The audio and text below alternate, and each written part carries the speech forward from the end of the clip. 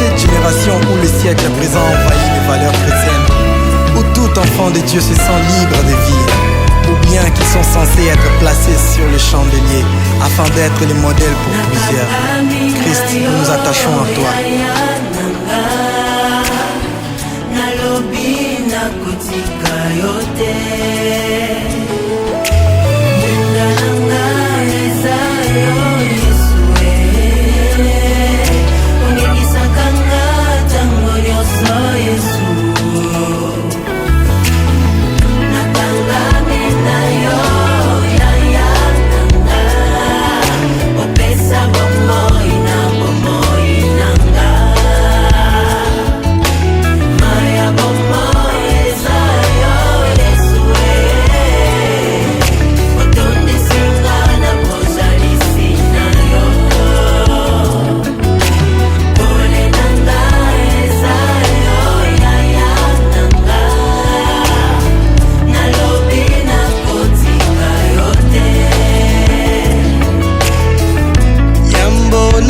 Yo nabika nanu bika mwana yo Jova jire nanga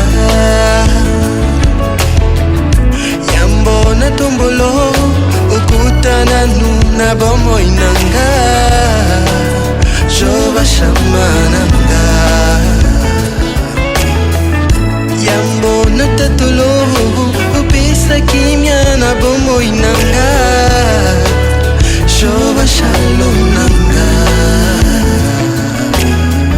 À chaque pas de ma vie, je me suis rendu compte que ton amour a précédé toutes mes actions. Mes réactions ne sont que l'émanation de tes actions envers moi. Gloire à ton Saint-Nom.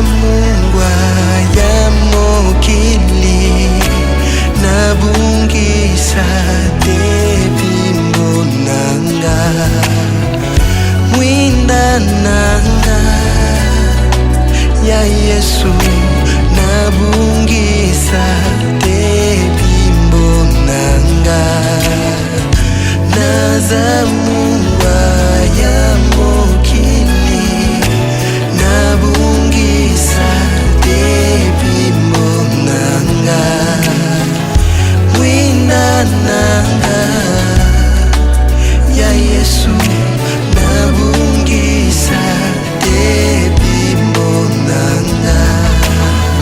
Grâce à toi Jésus, je reconnais que c'est au travers de bonnes œuvres manifestées que nous sommes appelés à être lumière du monde et celle de la terre.